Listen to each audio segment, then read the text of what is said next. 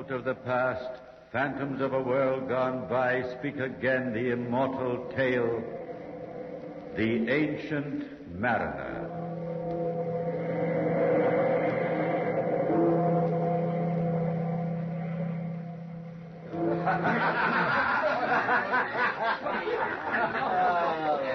Nicholas! Come on, Nicholas! You'll be late. I'm coming. Leave go my arm, old man. Listen to me. I've a tale. But I've not the time. All the wedding guests are there, and There was a ship. I don't care. This is my cousin's wedding. There was a ship, I say. Do you want money? No. Then what do you want, for heaven's sake? A tale that must be told. About a ship. Some other time. Let go my arm. If it's an amusing tale, then come, tell it to all the wedding guests. Only don't keep me here. Listen, everyone is there but me. Nicholas! Nicholas! And they're calling me. There was a ship, stranger, that sailed the sea. Take your hand off me. Leave A me. ship that wives and sweethearts cheered as it left the pier.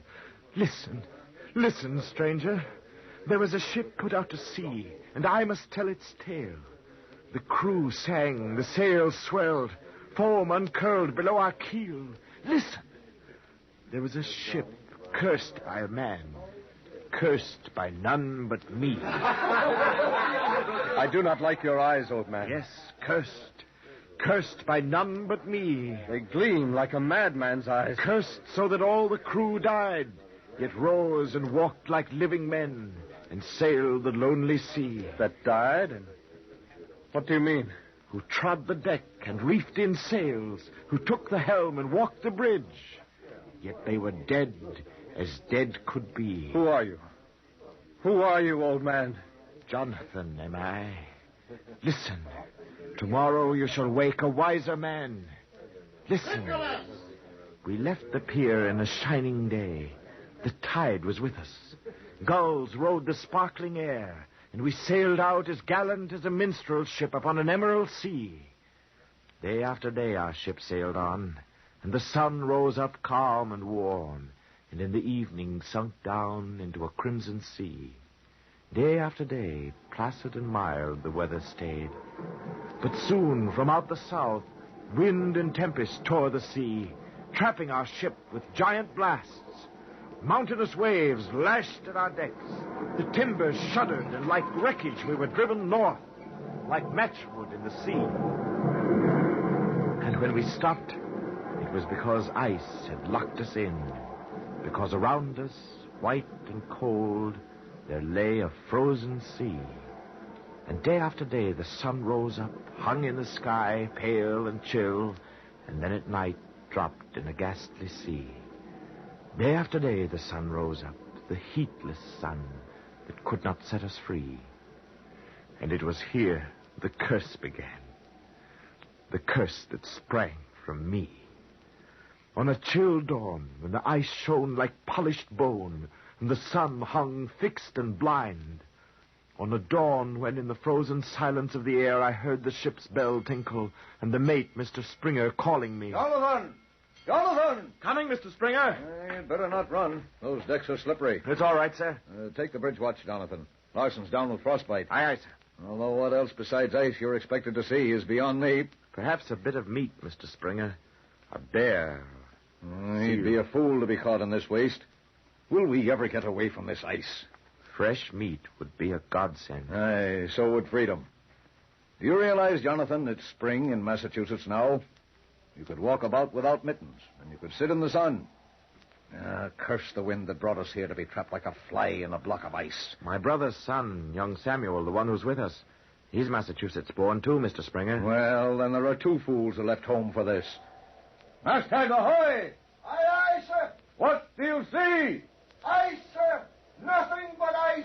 He could climb 3 times the height of the mast and still see only ice. No, and this wind. My bones clatter in it. Who's that standing aft at the rail, Jonathan? Huh? Don't they feel the cold? That's young Samuel, my brother's son I was speaking of. And Benson, the carpenter. Then Samuel's getting a sermon, I'll warrant. The carpenter thumps a good pulpit. He is Bridge without... ahoy! Bridge ahoy! The masthead watch, sir. By the deeps, does he see something? Bridge ahoy! Ahoy! What do you see? Something flying! Flying? Where away? Do you see anything, Jonathan? Off starboard? Something that flies?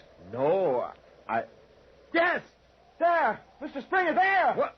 Well, what do you know? A bird! A bird in this waste! An albatross! Look at the spread of his wings! Hey, look at them. And for a moment I was hoping it was an angel. Oh, you see, the carpenters passed the word along to the crew. The bird will have an unexpected welcoming committee. It's an albatross, Mr. Springer. I see it, Samuel. It's a sign, Mr. Springer. It's a sign. Eh? What is it, Carpenter? A sign! Out of the waste and the nothingness, God sent us a sign. Carpenter, this is no pulpit. I tell you, he has not forsaken us. Men, it's a sign. Now, Carpenter, you know I'm a believer myself.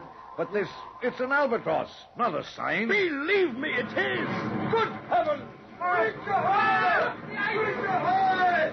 The ice is breaking! The ice is breaking up! I told you, it was a sign. Aye, and it was true. The ice split wide. Great slabs of it reared up and with a grinding crash toppled and fell in 1,000 fragments. The frozen sea shattered. And there below, at last, gleamed the sea. And a wind sprang up and caught and swelled our sails, and the ship that had been locked and trapped, rode free. And all the time about the ship, the albatross winged and soared, filling the air with gladsome cries, like a bringer of glad tidings that soared and sang.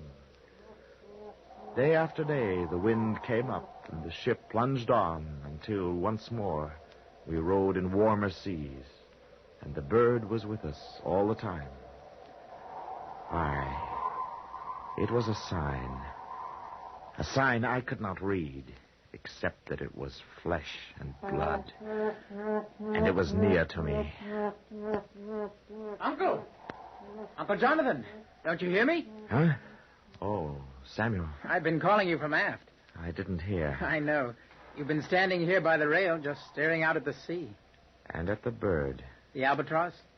It is a beautiful sight. Aye. Look the way it flies, so graceful and easy. Like an angel. It was a sign, Uncle, just like the carpenter said. But didn't the ice crack when it came? I know the ice cracked. I don't know about a sign. And the bird itself, it's so different. What do you mean? It's not afraid of men. It's more like a friend. I know because I fed it. You fed it? Yes. It comes down at noon on the forward hatch, and I've been feeding it by hand. It comes down? Aye. It's almost noon now, Uncle. Wait and see, and... Where are you going? Below. But don't you want to see... I'm going below. Oh, stranger, listen. Listen, all I wanted was what others had done, for which others had not been damned. I went below to get my gun. When I came back on deck, the wind had risen. And for a moment, I watched the glinting sun and the pure blue sky. And then I saw the bird. The great bird turning, circling slowly in the flawless air. The circles growing smaller as it descended with sweet and joyous cries. Upon the hatch it settled and stood there noble, wrapped in the sheer virgin whiteness of its wings, a godly bird of beauty. And I saw Samuel smiling, beckoning to it. And calmly, with graceful steps, the bird came near. Oh, Lord. Lord, how shall I be forgiven? I saw it all.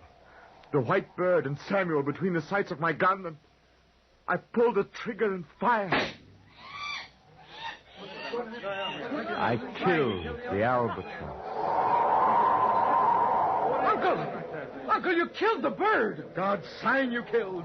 God's sign. And it harmed you, Jonathan. It made the wind to blow. And it harmed you. Was it your enemy, Jonathan? Why did you do it? Why did you kill the bird? Face me and tell me why. Their words and voices crowded me. I heard them on all sides. Then, all at once, their words were stilled. And in the silence, there leaped a fear. The wind, Uncle. The wind has died. I died. The wind had fled from us, becalmed, fixed in a voiceless sea, as idle as a painted ship upon a painted ocean. And day after day, a sun rose up, white and blinding. It arched the sky. And all turned their faces and cursed at me. For I had killed the bird that brought the breeze. I had done a blasphemous thing. Curse him. Curse the devil that killed the bird. For by his deed we are all dying. He's suffering too, Carpenter. Jonathan! You murderer! Jonathan! You called me? Oh, it's you. The devil. Strike him, God. He murdered his fellows. Go away, Jonathan. Mates! Mates! Don't let him escape. Mark him out so that he'll be known on Judgment Day. Brand him! Single him out so that punishment won't fail to find him.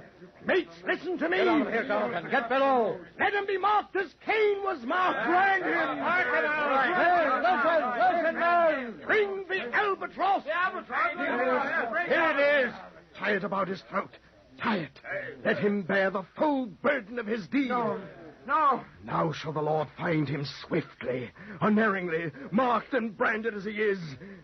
Is it tied well? Aye, like a gallows rope.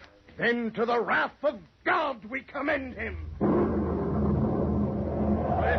wind! The wind! The wind! Bring the hard! A ship off the starboard bow! And a ship there was, out of the west, rushing toward us with its sails swollen with wind. But the wind that blew was not for us. It was clear we watched a phantom vessel, for her hull was ribbed like a skeleton, and her sails were white as shrouds. The moon grinned through her. Stars glinted through her sides, and on the bridge her captain stood. We saw him and we screamed, for he wore the bleached white face of death.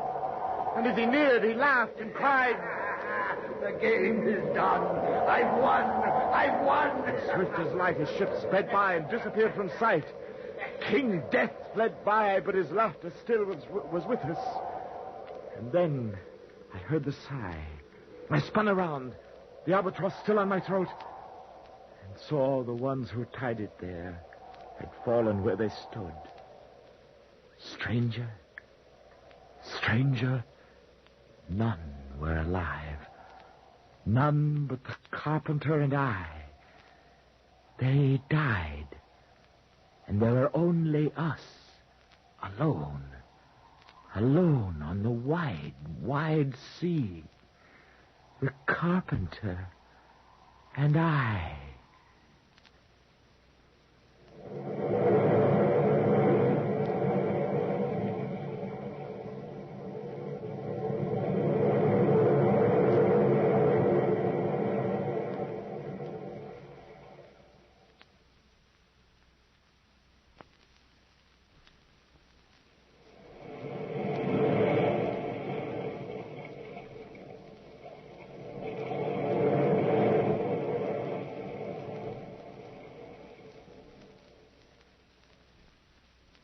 Why were we two still left alive?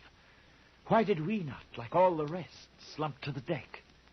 What fate was ours? Wild-eyed with thirst, surrounded by our brother dead. What destiny was ours?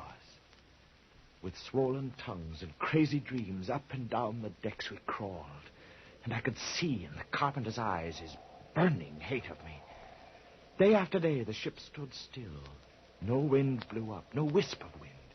And motionless as stone, we lay upon a lifeless sea, in which all sort of crawling things did live, far happier than me, who did not hear the things I heard, nor dream the things I did.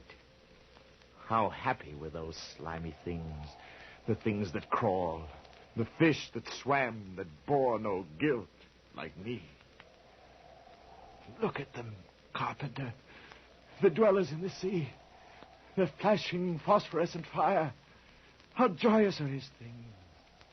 The miracle of living things, of God's creation, those secure in his understanding. How blessed are the happy, those in the warmth and brightness of his rays. Jonathan. Blessed are his living things, bird and beast, they that fly and they that swim. Oh, fortunate, beloved of God. You're praying.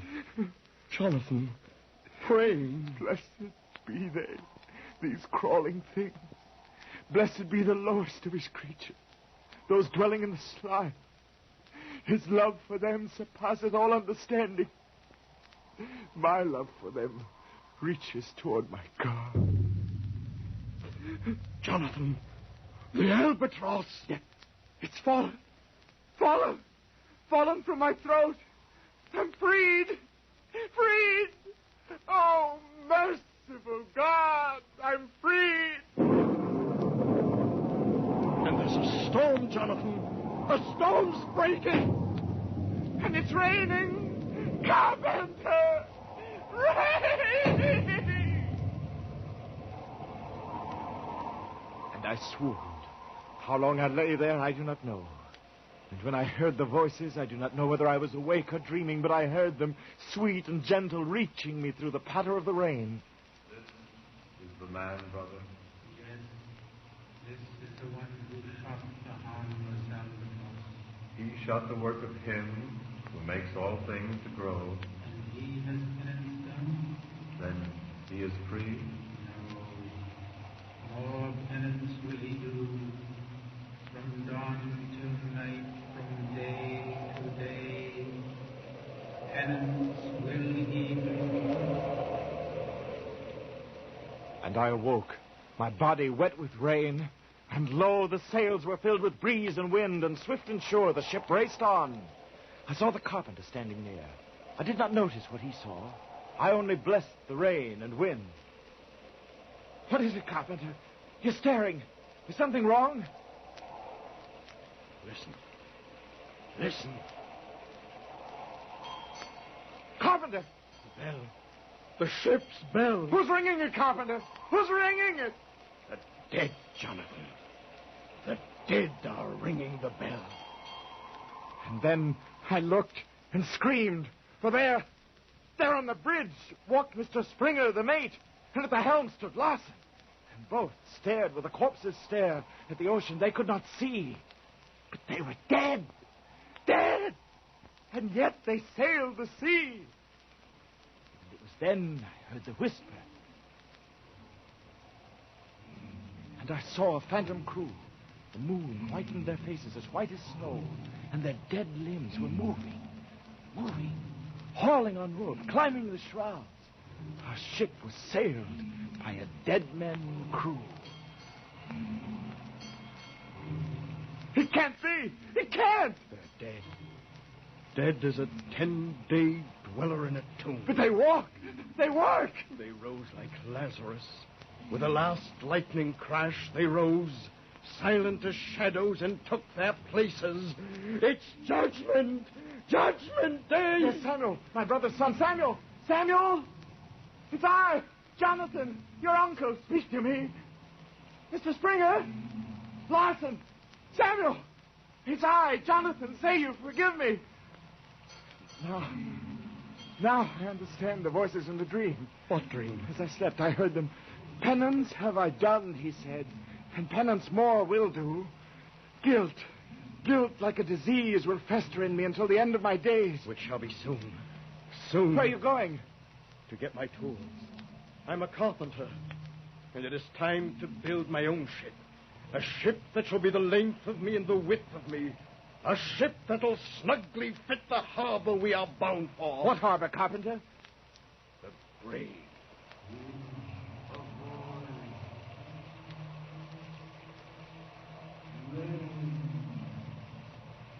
Did you hear, carpenter? Land! Land! Do you see it? There! It's looming up like... Like what, Jonathan? Death's kingdom? No. Look! The lighthouse on the point. They signal the way into that kingdom. And the shoreline of the bay. And the hills. The harbor. Carpenter! It's home! Home! This is our own harbor, Carpenter. We've been brought back out of the mouth of hell to our own home. If it's true. It is.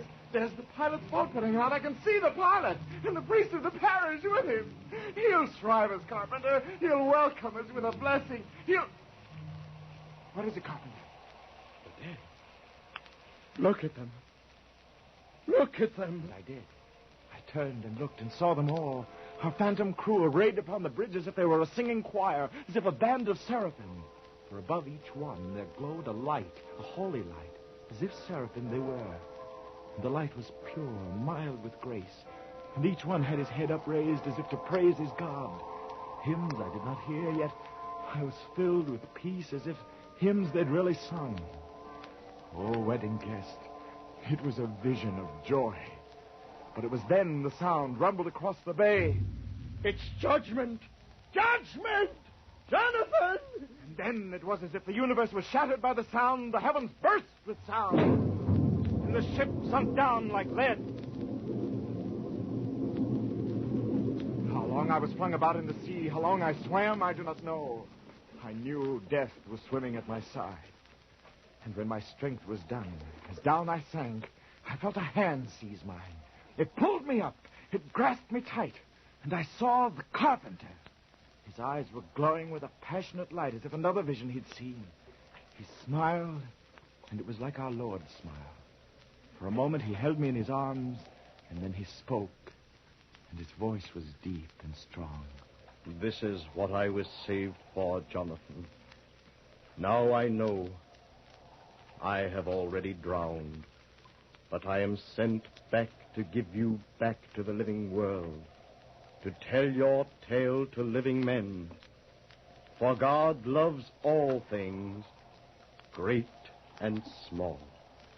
He loves both man and bird and beast. And with strong and powerful strokes, he drew me toward the pilot's boat. A sourceless light lit up our way, and his face glowed in the fire. And when we reached the boat, he lifted me and pushed me in. I saw the pilot's look go white with fear, and the Reverend seize his cross.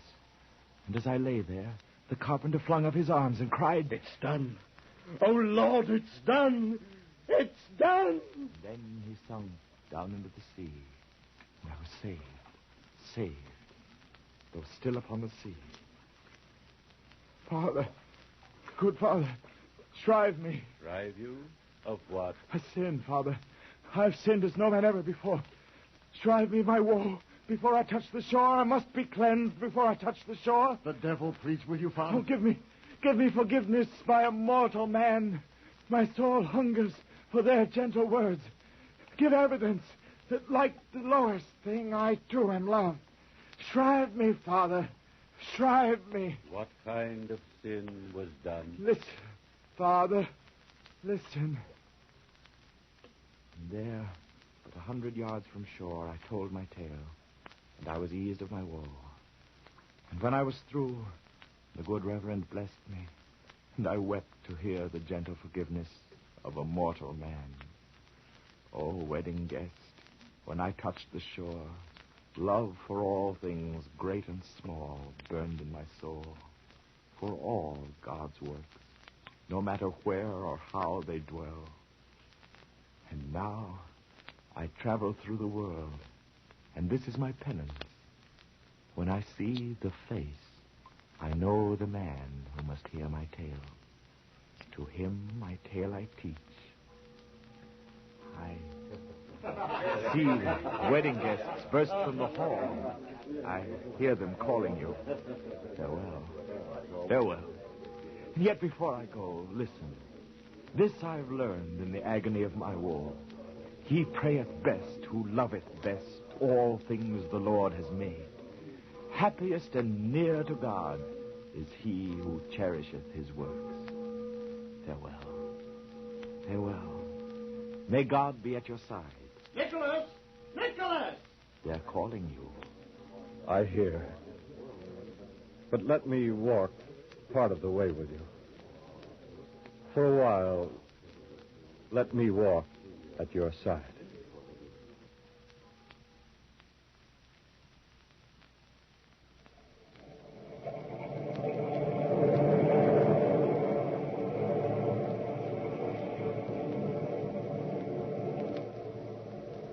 From the time-worn pages of the past, we have brought you the story, the tale of the ancient mariner. Bellkeeper, toll the